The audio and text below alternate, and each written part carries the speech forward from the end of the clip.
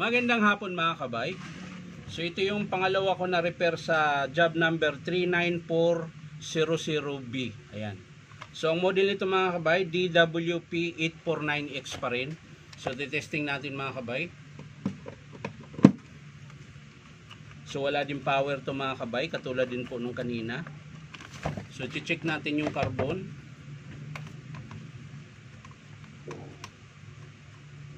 Yun, walang laman. So wala pong lamang carbon mga kabay. Silipin natin yung armature mga kabay. So yung armature niya mga kabay, ang ganda pa. Ayan, makintab pa. So susubukan natin carbon mga kabay. Baka carbon lang din. Kunin ko lang sa baba mga kabay. So ayan mga kabay, ito na po yung carbon niya. So ganun pa rin ang part number mga kabay. In398327. Ayan. Yan po yung kanyang part number. In398327. So kakabit natin mga kabay, tingnan natin kung yun lang ba talaga ang sira at kung wala ba siyang siklab. So kakabit natin yung bagong carbon mga kabay.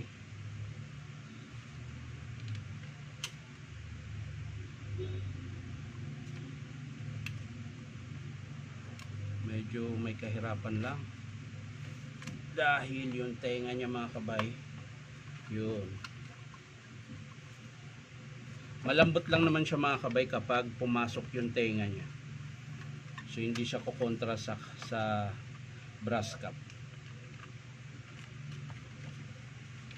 Nga lang pag tumabingi siya mga kabay, tapos ipitin nyo, kaya nasisira yung gear, anong tawag na to?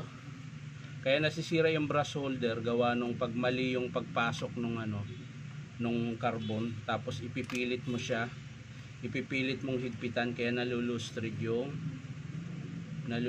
yung kanyang thread. So dapat nakababa talaga siya.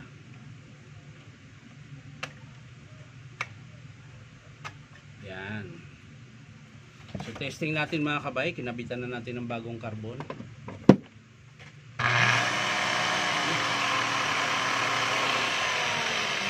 So gumagana siya mga kabay.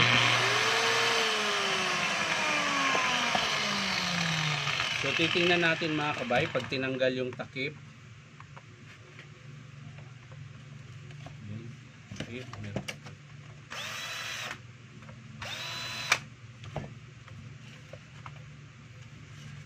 Kung masiklab ba siya o hindi.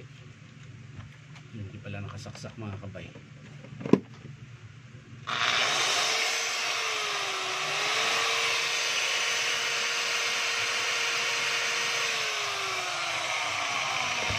So wala po siyang siklab mga kabay.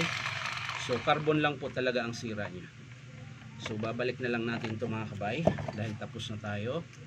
At para maumpisa na rin natin yung iba pang estimate. Ayan.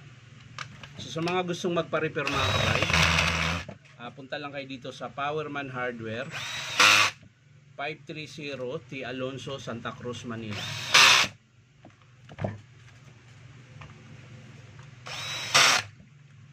Kulang ng isa, ayun. So yan lang mga kabay, maraming salamat sa panonood at palike and share na rin po. At syempre po, baka naman po pwedeng subscribe nyo po ito aking YouTube account na Inom Tabay. So maraming salamat mga kabay, bye bye.